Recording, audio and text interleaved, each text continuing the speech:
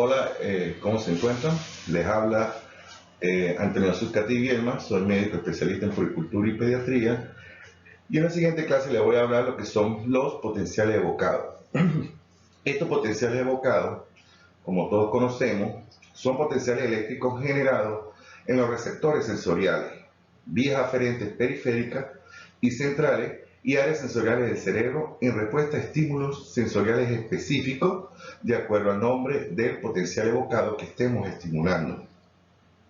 Estos potenciales evocados, la tecnología consiste en un sistema de registro que comprende un bloque de amplificación, un bloque de estimulación y un bloque de análisis. Estos potenciales evocados, a diferencia de la actividad eléctrica cerebral, que es espontánea, estos son generados mediante la estimulación de algún órgano periférico sensorial. Entonces, como su nombre lo indica, son evocados por esta circunstancia. La actividad se registra a partir de electrodos de superficie adheridos a la piel con patas conductoras, como lo mismo que se hace con el electroencefalograma. Como dije anteriormente, consiste en un sistema de un bloque de estimulación, de acuerdo al tipo de potencial que estemos buscando, sonidos si es los auditivos, visuales si es el potencial evocado visuales, y estimulación eléctrica si estamos buscando estimulación sensorial de los cordones posteriores de las vías aferentes. Un sistema de amplificadores bioeléctricos, que son los electrodos que se colocan a nivel del cráneo, donde se registran estos potenciales. Esto, tanto el bloque de estimulación como el bloque de amplificadores, va a convertir la señal que se recoge por medio de una computadora analógico-digital para promediar. ¿En qué consiste esta promediación? Los potenciales evocados, su voltaje es mucho menor que la actividad eléctrica espontánea. Y la historia pues dice que fueron potenciales que se registraron cuando se realizaban se investigaba en el electroencefalograma. Estos potenciales son de muy bajo voltaje, incluso pueden llegar de 5 a 10 microvoltios, ¿verdad? Y generalmente se confunde con lo que es la actividad eléctrica del medio, electromagnética, bulla, ruido, iluminación. Entonces, ¿qué consiste este promediador?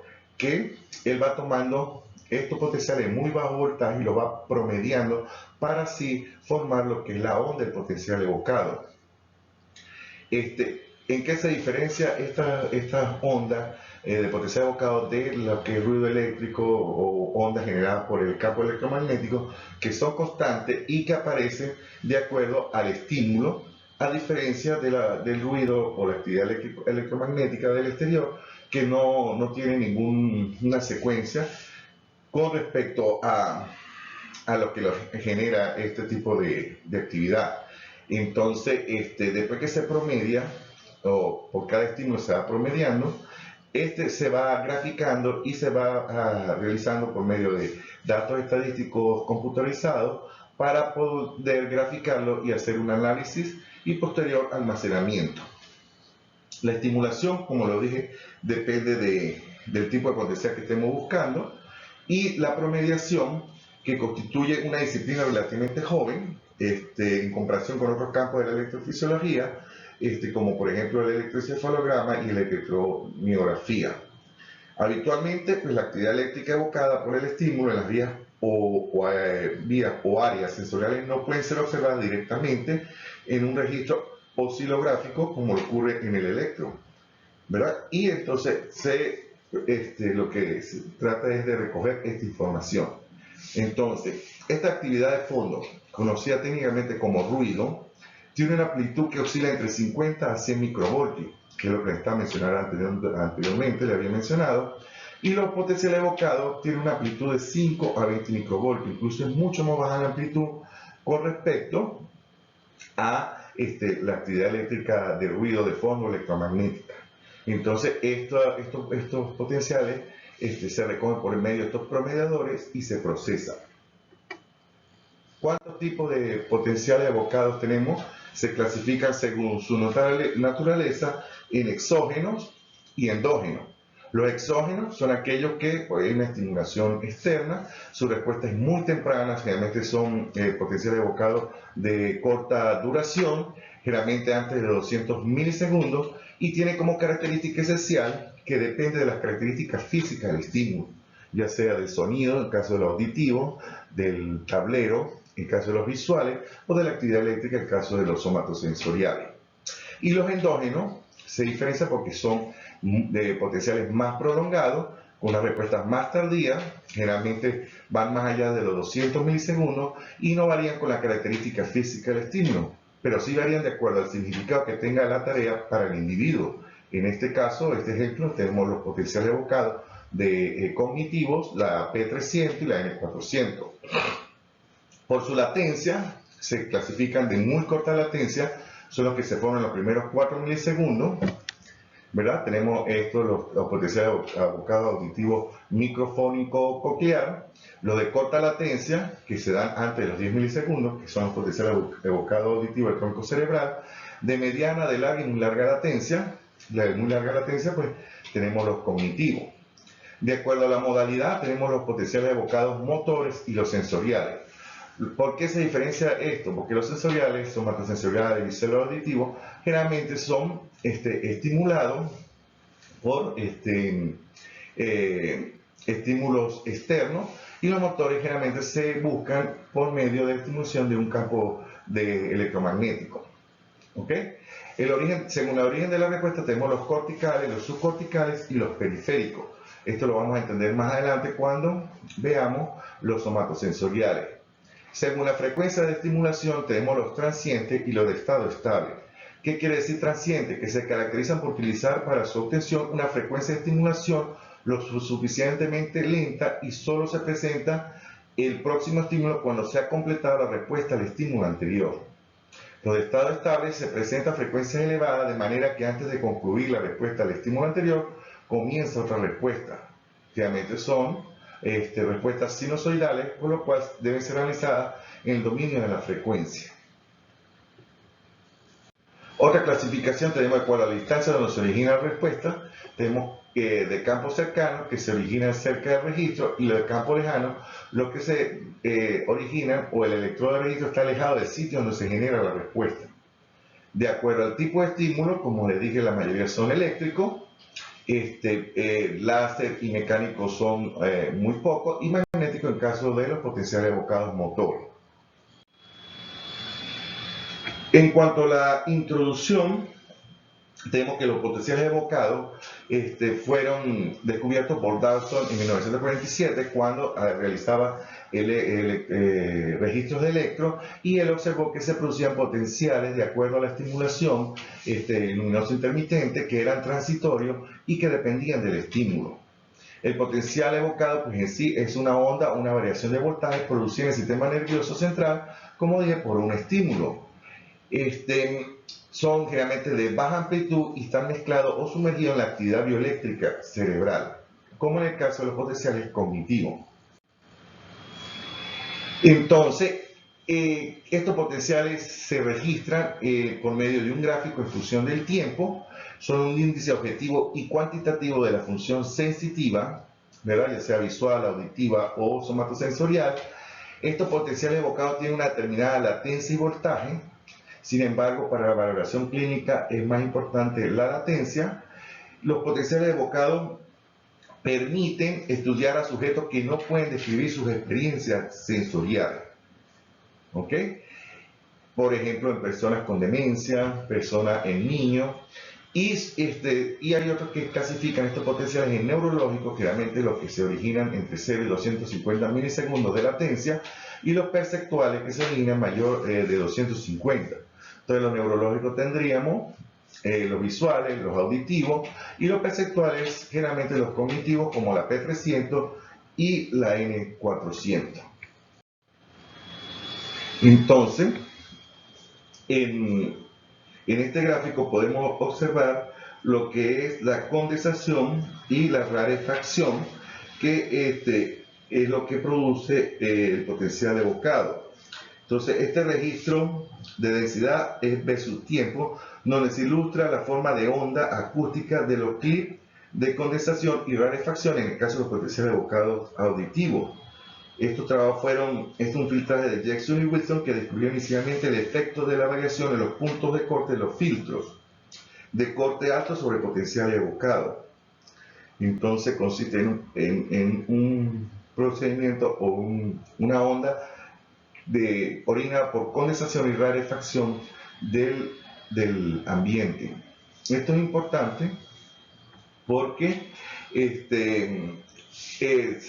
ahí se encuentra en la literatura una gran disparidad de los criterios en cuanto a la selección de los filtros, especialmente los de corte bajo, cuyos valores oscilan entre menos de 30 Hz. Estos filtros es lo que hace lo que filtra las frecuencias de muy baja, alta y mediana intensidad. ¿Qué tipo de potenciales evocados existen? Tenemos los potenciales evocados visuales, que describiremos más adelante, potenciales evocados de tronco cerebral, los somatosensoriales y los potenciales evocados cognitivos. Y los denominados potenciales evocados multimodales, que es una batería de exámenes que están compuestos por estos cuatro mencionados anteriormente, que se utilizan para valorar a pacientes con problemas neurológicos que se sospechen alteraciones en las vías sensitivas sensoriales. ¿Por qué se llama potencial evocado? Ya lo di anteriormente, un estímulo genera potenciales a nivel de la corteza, ¿verdad? Estos potenciales se registran a nivel de corteza, en el caso del auditivo, pero nos dan una idea, o esta formación de este tipo de potenciales nos sugiere qué vías aferentes sensitivas están comprometidas, en el caso del auditivo en el tallo cerebral, los somatosensoriales en los cordones posteriores y visual en las radiaciones ópticas o las vías visuales que van desde el nervio óptico hasta la corteza occipital. Como vemos, los potenciales evocados visuales, como mencioné anteriormente, tiene una serie de requisitos. Estos requisitos son que los medios de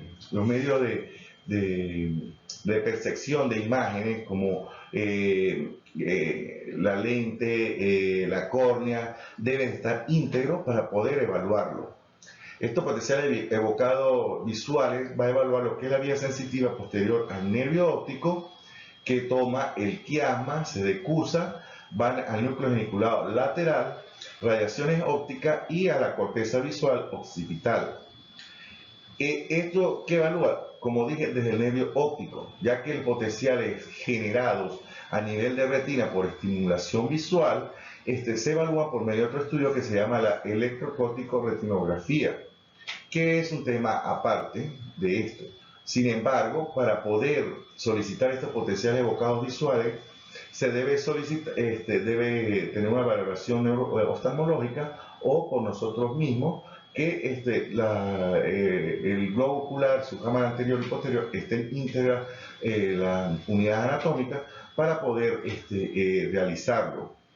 ¿Qué características o qué depende de estos potenciales evocados que hay que tomar en cuenta? Generalmente pues, se coloca un electrodo a nivel de región, un electrodo bipolar en la región CZ o central, ¿verdad? Otro que va a la región occipital. Unos equipos pueden registrar o uno que es izquierdo o dos derecho. El paciente debe sentarse, debe estar consciente, si en el caso de adulto, se sienta frente a un tablero de ajedrez que va cambiando de color, negro-blanco, blanco-negro, en determinado tiempo, y esto va a producir estimulación de las vías visuales. Este tablero debe estar a 1 metro de distancia del paciente, y otra de las condiciones es que se debe ocluir el ojo que no es estimulado, ya que estimulando los dos ojos al mismo tiempo puede producir potenciales que no nos identificaría qué lado estaría comprometido. Otra de las condiciones es que si el paciente utiliza gafas, anteojos, lente de contacto, se debe dejar que lo utilice para la realización de la prueba. Tiene que ser un ambiente cerrado, oscuro, tranquilo, el paciente relajado, para poder producir este tipo de potenciales o poder realizarlo. Otra de las condiciones es que el paciente debe, como dije, estar tranquilo, y la estimulación para poder, se puede hacer de muchas maneras. El cuadro de ajedrez, como dije, el tablero de ajedrez, o hay algunos autores que utilizan líneas verticales que van cambiando de colores. Sin embargo, pues, para unificar criterios en cuanto al estudio del potencial evocado, se prefiere que todos utilicemos la misma estimulación. Entonces, al colocar CZ, el electrón bipolar, el que va a la región O1, O2 o Z, de acuerdo al equipo, ¿verdad?, va a generar un potencial que va desde esta región central a la región que se está estimulando, ya sea izquierda o derecha, y va a estar constituido por tres tipos de ondas que les voy a mencionar posteriormente, con el cambio del tablero de ajedrez. En niños, como es diferente en el adulto, se puede utilizar estimulación luminosa por medio del flash, y también puede producir este tipo de potenciales. Entonces, en cuanto a la morfología normal del potencial evocado, con sus tres componentes fundamentales, tenemos que se forman tres tipos de onda: la N75, la P100 y la N135. Acá, como recordamos en fisiología, pues de acuerdo al equipo, se trata de que todos hablemos el mismo lenguaje. Sin embargo, los potenciales visuales, pues negativo es la deflexión de la onda es hacia arriba y positivo hacia abajo, que es diferente a lo que vemos en otro tipo de potenciales. Entonces, obviamente la N75 y la N135 puede variar de morfología. Sin embargo, de importancia clínica tenemos es la onda P100, ¿verdad?, que debe tener una latencia aproximadamente de 100 milisegundos. Algunos autores no han llegado al acuerdo hasta cuándo es normal, pero se dice que puede ser hasta 150 milisegundos de acuerdo a el tipo de morfología y el tipo de presencia de la N75 y N135. Pero lo normal es que se encuentre con un periodo de latencia de 100 milisegundos alrededor, generalmente. En este gráfico podemos observar cómo hay variación del tipo de onda N75, N135 y la P100, ¿verdad? Sin embargo, pues la latencia puede haber variantes morfológicas, como las mencionamos aquí anteriormente. Este gráfico fue tomado del libro de Potencial Evocado, Elementos y Aplicaciones Clínicas del doctor Pedro Cuquín de la Universidad de los Andes, y podemos observar las diferentes morfologías que puede adoptar este tipo de onda. Y entonces, ya posteriormente que se ha realizado el potencial de acuerdo a las condiciones que le he mencionado, se procede al proceso de informe. El informe generalmente debe estar constituido por el procedimiento seguido para que todos hablemos el mismo idioma, los resultados y la conclusión. Procedimiento seguido, por ejemplo, en este caso, se realiza evaluación de los potenciales evocados visuales mediante estimulación de cada ojo con destello de luz difusa en caso de niño, con diodos emisores de luz y registro de la respuesta cortical. Los resultados es a la estimulación de cada ojo se obtuvo respuesta bien definida que muestra latencia y amplitud de la onda P100 dentro de los límites normales. En este resultado pues se hace hincapié en la latencia y amplitud, pero recuerde que para la valoración clínica es mucho más importante la latencia. La conclusión, potencial evocado de visuales normales, y se puede dar en caso de anormalidades un apartado donde se dan recomendaciones o sugerencias. En este gráfico observamos los datos del estudio, los datos clínicos, el diagnóstico. Los datos clínicos deben presentar un breve resumen de lo que el paciente presenta. Sin embargo, pues aquí se se confundieron, pero de un breve resumen de los aspectos o los signos positivos de lo que el paciente presenta para poder solicitar el estudio. Y en el diagnóstico debería ir lo que es neuritis óptica en estudio y leucoencefalopatía mixta. El informe, procedimiento seguido, se realiza evaluación de los potenciales evocados y visuales mediante estimulación de CAO con inversión de color de un dámero presentado en un monitor de TV a 1 metro frente al paciente y registro de la respuesta cortical con mediación de latencia y amplitud de las ondas N75, P100 y N135. Siempre se debe colocar el procedimiento seguido. Los resultados, bueno, a la estimulación de CAO se observa o se aprecia respuesta que presenta retardo de la latencia de la onda P100. Entonces, cuando hay retardo de la latencia o no se forma, la conclusión es que hay un patrón sugestivo de compromiso leve mielínico bilateral no focalizable. Recuerde que esto nos dice integridad de las vías sensitiva visual del nervio óptico, el quiasma, el tálamo y hasta la corteza visual. En cuanto a los potenciales evocados auditivos, son potenciales evocados sostenidos, a diferencia de los anteriores, las estimulaciones por medio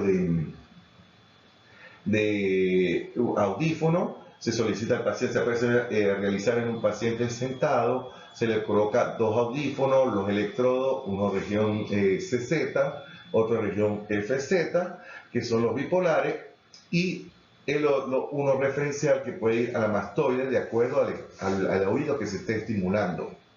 ¿Ok? Como dije, son microfonías cocleares, son respuestas seguidoras de frecuencia. Generalmente la frecuencia por el potencial evocado auditivo del tronco cerebral de estado estable, la frecuencia alrededor de 2000 Hz por segundo. Que es la audición o la frecuencia donde se encuentra el habla humana. Recuerden que la frecuencia del sonido de la conversación humana está entre 2000 y 4000 Hz. Son potenciales negativos sostenidos cortical, potenciales perceptuales, variación contingente negativa y componente positivo tardío. Ya lo voy a explicar más adelante. Entonces, acá tenemos el ejemplo, tenemos los audífonos. Se le coloca el bipolar en región CZ y el referencial en región mastoidea de acuerdo al oído que se va a estimular. El estímulo pues son los clips de estimulación, y esto va a ir a un amplificador y promediador para convertir la señal en una conversión analógica digital y así poder registrarlo en un gráfico. Estos potenciales evocados auditivos se han clasificado de acuerdo a su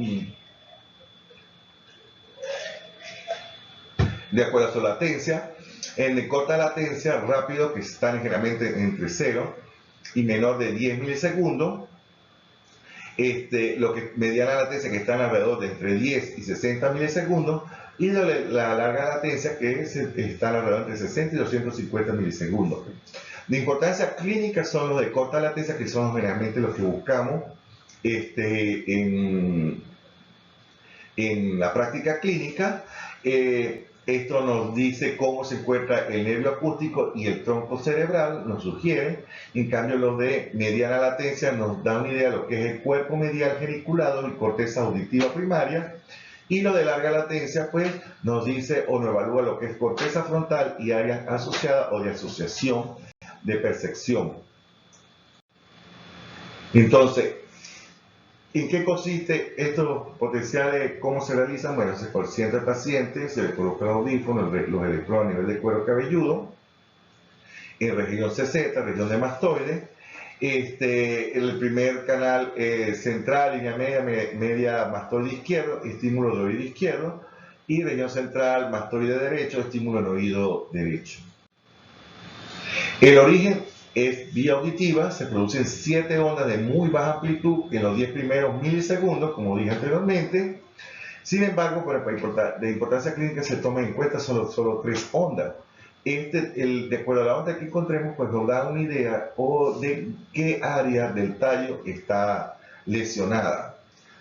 Los sonidos son de muy breve duración, generalmente de 100 milisegundos, con una repetición de 11,1 segundos, de 75 a 85 decibeles. Esto depende del tipo de estimulación, que lo vamos a ver más adelante. Acá está el tipo de onda, aquí se registran la onda 1, 2, 3, la 4 y la 5, pero puede registrarse las 6 y las 7 de acuerdo al tipo de potencial.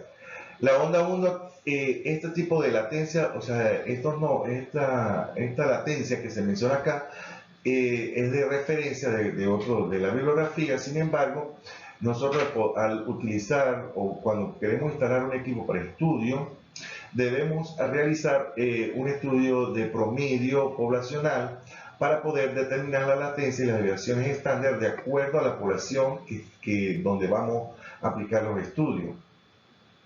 Por ejemplo, en la onda 1, latencia 1.6 milisegundos, potencial de acción del nervio auditivo. Esto nos indica que nos está evaluando lo que es el potencial de acción del nervio auditivo en la parte más distal del octavo nervio, ¿verdad? Que es el acústico.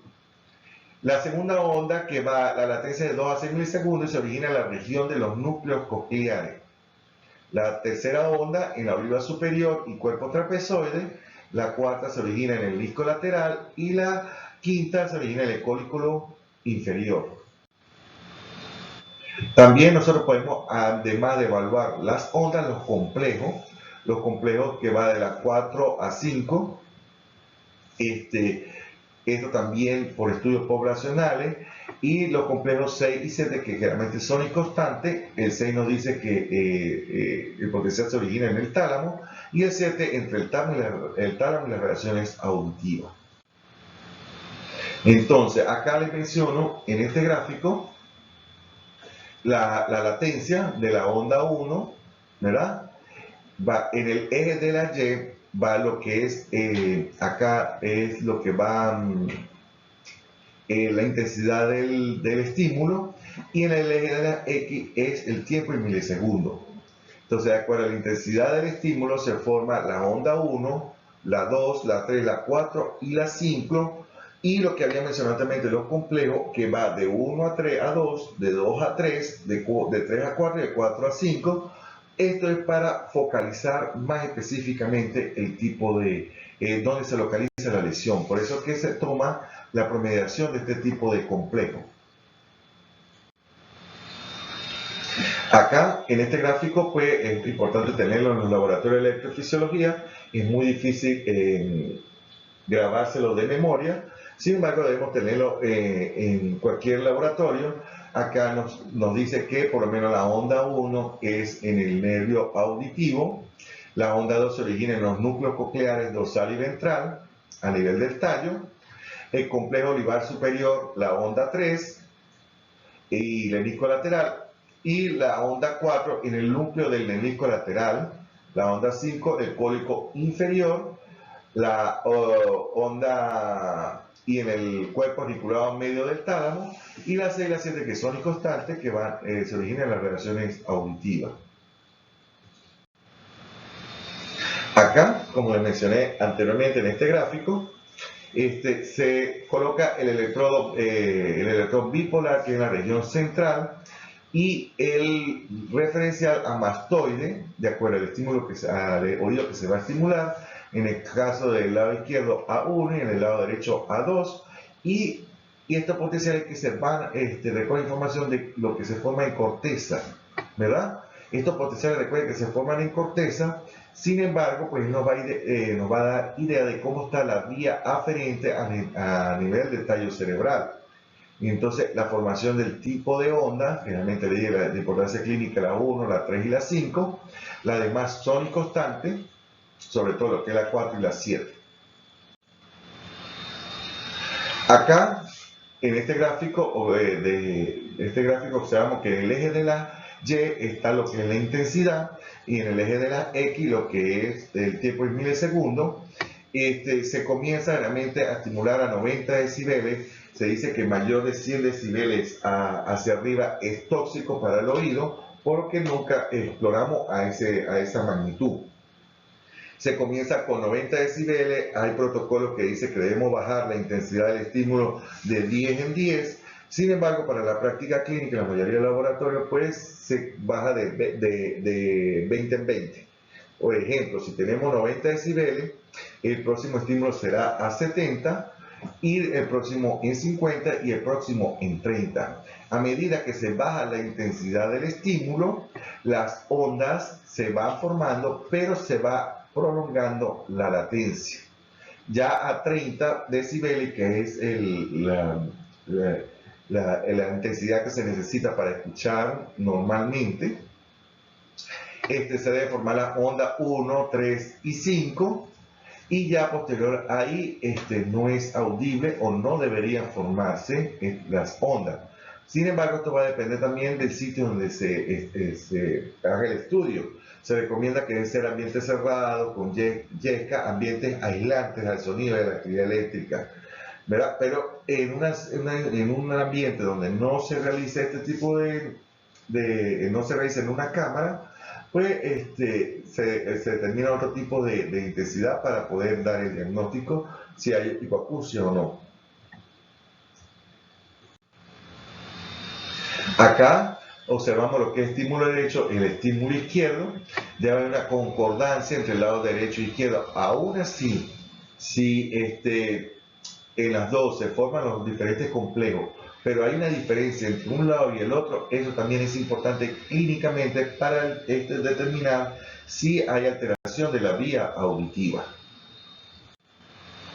Acá podemos observar, por lo menos en este gráfico, cuando hay una generación oligopontocerebelosa, cómo se prolonga o hay retardo de deformación a partir de la onda 3.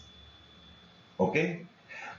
Cuando hay una esclerosis múltiple, que hay un foco de lesión, puede producir retardo de de complejo 3, 5 y 4, 5. ¿Verdad? La onda 1 está dentro de la normalidad, pero hay retardo de la latencia del complejo 3, 4 y 5. En este informe podemos observar cómo se forma la onda 1, la onda 3 y la onda 5. Aquí, aquí se observa que es estimulación a 85 decibeles. Se debe realizar, como dije anteriormente, la promediación. ¿En qué consiste esta promediación? Que va a tomar, por ejemplo, 2000 estímulos, ¿verdad?, que han sido promediados.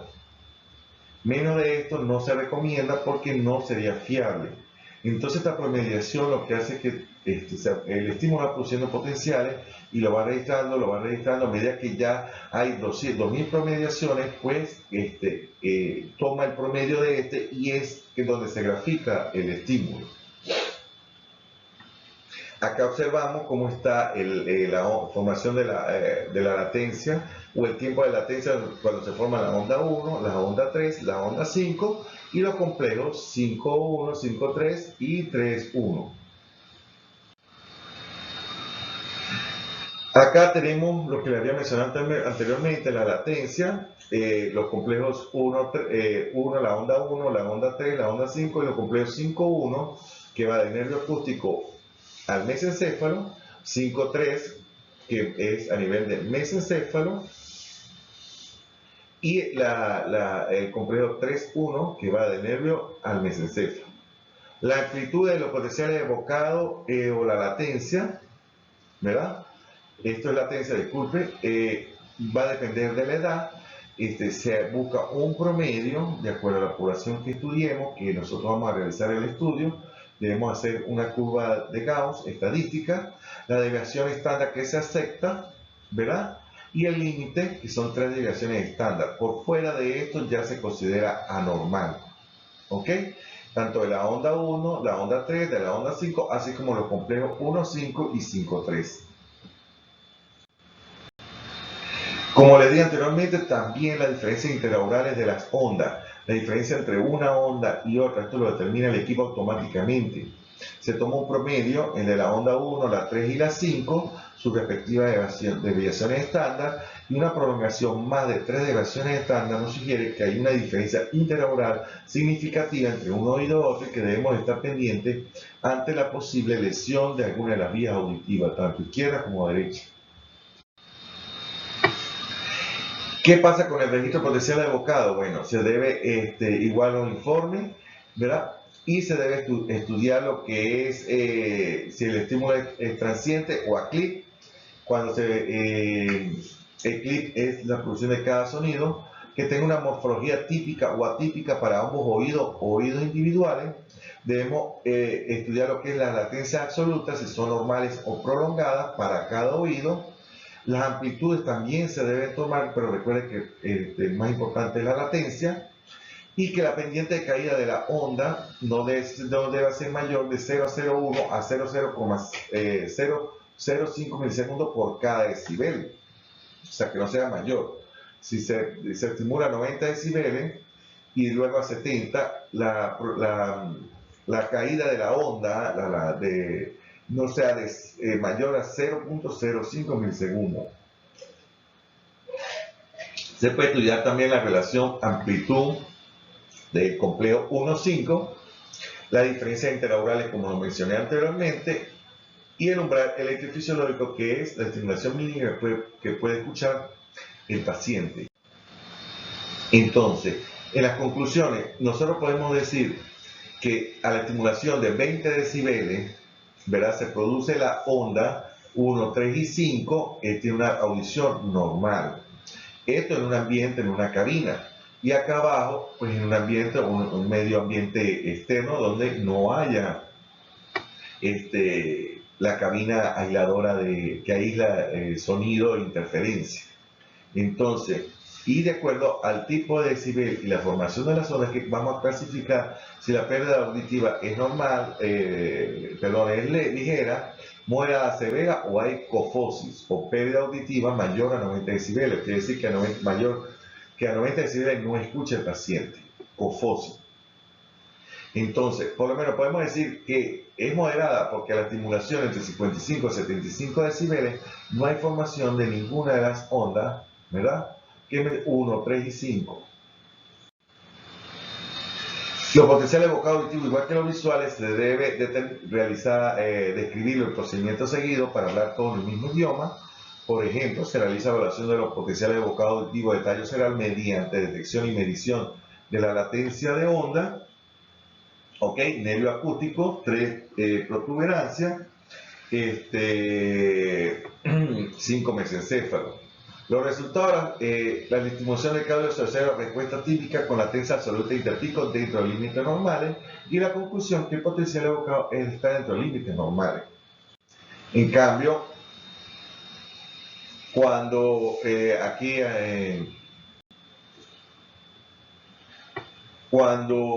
esta latencia o la onda no se forma, podemos decir que hay un compromiso de la vía auditiva. Realmente cuando no se forma potencial evocado posterior se forma la onda 1, pero no lo demás, quiere decir que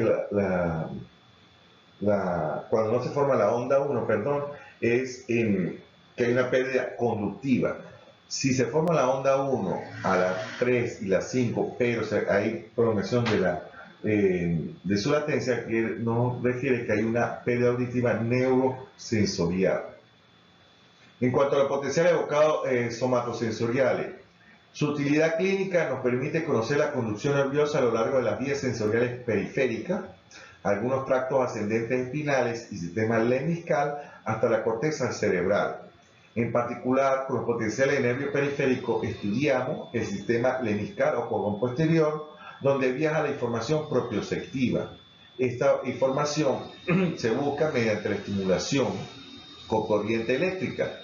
Incluso se dice que se pueden producir potenciales dermatómicos que que puede estudiar el sistema anterolateral cuando se utiliza la vía dermatómica. Los parámetros que más se estudian son la latencia, que es más importante y confiable, igual que todos los potenciales. Se puede utilizar los parámetros de tiempo de conducción, amplitud, replicabilidad y morfología. Los montajes para obtener los potenciales somatosensoriales varían de acuerdo para miembros inferiores como para miembros superiores. Cuando vamos a evaluar miembros superiores, se utilizan 3 canales. El primer canal va a registrar lo que es la respuesta en el punto D o flexobraquial. Entonces, si se va a estimular el lado derecho, el nervio mediano del lado derecho, se coloca o se busca el plexo D que está en la línea, en la formada de la clavícula y el músculo esternocleidomastoideo del mismo lado. Sin embargo, se va a poner un electrodo en el punto D contralateral. Y a nivel del cráneo se va a colocar un electrodo bipolar en la región CC, o quiere decir en la región CZ, 7 centímetros del lado contralateral a la estimulación y 3 centímetros hacia atrás de este punto. ¿Ok? Entonces, como les dije, el electrodo activo se coloca en el punto D, el borde superior, y el otro electrodo, el de referencia, se coloca en el punto D contralateral, y también se puede usar como referencia FPZ, y en este caso el potencial es bifásico. Pero realmente se utiliza el punto de referencial contralateral. El segundo canal, el electrodo activo, se sitúa en la apófisis espinosa de la séptima vértebra cervical contra un referencial localizado en FZ, a nivel de región frontal media. Aquí registramos respuestas subcorticales. Y el tercer canal, que el electrodo activo se coloca en CC, como les había dicho anteriormente, contra FZ para obtener las respuestas corticales. CC es llamado también punto de Chagas, el cual se localiza a 7 centímetros lateral de CZ y 3 centímetros por detrás de este último punto. Aproximadamente cerca de C3 o C4 de acuerdo al lado que se esté registrando.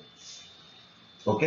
Entonces el paciente se coloca sentado como en una silla, se pide que se solicita que se relaje, colocamos los electrodos, dijimos en región CC, que es a 7 centímetros del CZ, dependiendo del lado que se vaya a recoger el potencial, y 3 centímetros después de este punto. Y recuerde que a nivel de corteza se va a colocar el electrodo del lado contralateral a la estimulación. Para miembros inferiores se usan 2 canales. El primer canal, que es para registrar la aferencia periférica, el electrodo activo se sitúa en la región lumbar o más abajo, y esta respuesta realmente es muy difícil de obtener, pero sin embargo se puede obtener. El electrodo de referencia se sitúa en la cresta ilíaca o en D12, independientemente. Puede ser en D12 o en cresta ilíaca. El D12, este es el cortical, la cola de caballo. Y el segundo canal, el electrodo activo, se coloca en CZ. Aquí es la representación cortical de los miembros inferiores de la corteza somestésica, y el electrodo referencial en FZ. Entonces, como vemos en el gráfico, en región CZ el electrodo bipolar y en región FZ, ¿ok? Para tomar el registro del segundo canal. Aquí, igual, se estimula el lado izquierdo o derecho en el nervio tibial posterior. Acá vemos cómo en este gráfico que nos representa los potenciales buscados formados a nivel de corteza cerebral. Tenemos el primer potencial, que es el punto de R, ¿verdad? Que se registra acá, realmente la intensidad del estímulo es 6 microamperios, y aquí se registra las latencias, aproximadamente 8,49. Después, esto le indica que de la estimulación del nervio mediano al punto R se forma el potencial y hay integridad. A medida que se forma C7, F7, o sea, la séptima cervical y la región frontal, el potencial se va prolongando un poco más, ¿verdad? Se toma la onda P9, P11 y P13, y a nivel de región frontocentral y el punto que se mencionó anteriormente, ya sea el lado izquierdo o derecho, la latencia es realmente de 20 a 54 milisegundos. Entonces, a medida que se evalúa, acá nos dice que del punto de ver a la región cervical hay integridad de vía anatómica cuando se forma el potencial, y cuando se forma el potencial a nivel de corteza, que hay desde CZ, de C7, perdón, de la región de médula hasta la corteza, está íntegra. Igual que el anterior, se colocan los datos clínicos del paciente, el diagnóstico, el procedimiento seguido. Por ejemplo, aquí los potenciales evocados somatosensoriales del nervio mediano, se realiza evaluación mediante la estimulación de miembros superiores en el nervio mediano de la muñeca para la obtención y medición de los potenciales flexuales de P9, radicular P11, cervical P13, cervicolumbar P14 y cortical N20. Los resultados que a ambos lados se encuentran normal y la conclusión que están dentro de límites normales. Esto no indica que hay integridad desde los potenciales formados del plexo braquial, radicular, cervical, cérvico-vulvar y cortical, con la formación de las diferentes ondas, la P9, la P11, la P13, la P14 y cortical o N20. Acá cuando se estimula el miembro inferior, el nervio tibial posterior, solamente se va a registrar un potencial, que este potencial es el P40, y nos indica que hay integridad desde el nervio tibial posterior a la hasta corteza de la vía sensitiva aferente. Igual, esto nos va a aportar importancia o su alteración, o nos va a decir por lo menos que no aparece en potencia lumbar. ¿Qué quiere decir esto? Que hay que si hay respuesta cortical, el resultado está dentro de los límites normales, pues el potencial lumbar es difícil de obtener y puede estar o no presente si no aparece el potencial lumbar. Ahora, si no hay respuesta lumbar y sí cortical, esta última está retardada o ausente, indica que la lesión nerviosa es a cualquier nivel de la vía, ¿verdad?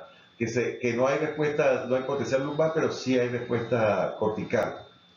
Que aparece en las dos respuestas, pero la lumbar está prolongada, indica retardo de la conducción de la vía nerviosa periférica, el nervio tibial posterior, hasta la región lumbar. Que el potencial lumbar está presente con respuesta cortical P40 prolongada o ausente, indica que existe un problema a lo largo de la vía central, desde la médula a la vía encefálica. Las aplicaciones clínicas: diagnóstico de enfermedades desminimizantes, infartos cerebrales, tumores cervicales, procesos degenerativos, encefalopatía, ciringomielia y otro tipo de hernia. En cuanto a los potenciales evocados somatosensoriales tibiales, pues igual los datos clínicos, el diagnóstico, el procedimiento seguido. Se realiza evaluación de potenciales evocados somatosensoriales mediante la estimulación eléctrica del nervio tibial posterior a las frecuencias que les mencioné anteriormente, con detección y medición de la onda P40. A la estimulación de cada se observa respuesta cortical P40 con latencia, amplitud y morfología normal. Esto nos indica que la vía somatosensorial desde el nervio tibial hasta la corteza está íntegra. Otro de los potenciales que debemos tomar en cuenta son los potenciales evocados cognitivos. Entre estos tenemos la P300 y la N400. Esto, posterior a realizarse un electro, se toman ventanas de los diferentes electrodos que se han colocado para el electro, y para poder hacer como un barrido.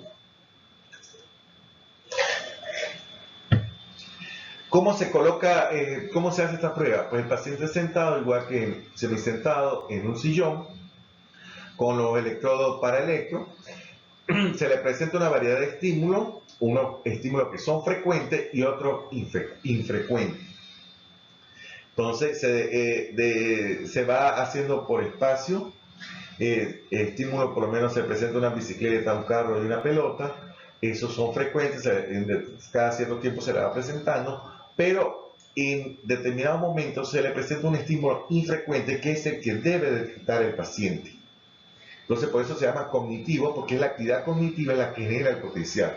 al momento del paciente detectar el estímulo infrecuente, ¿verdad? Por medio de un pulsador a nivel de la mano, esto va a generar un potencial, ¿verdad? Que se origina a nivel de alrededor de los 300 milisegundos.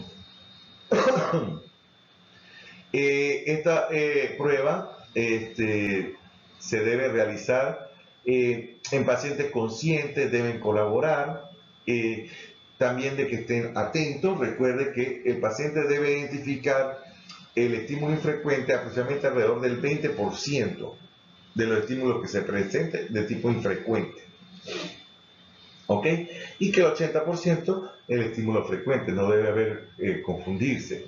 Cuando el paciente hace bien la prueba y este potencial no se forma, nos sugiere que hay un problema cognitivo tipo demencia, ¿verdad? Y sobre todo se utiliza en pacientes con problemas neurológicos degenerativos. La N400, a diferencia de la P300, aquí evalúa lo que es lenguaje. Entonces se va a presentar un lenguaje congruente, ¿verdad? Por ejemplo, los niños van a la casa y a determinadas circunstancias se presenta una incongruencia en el lenguaje.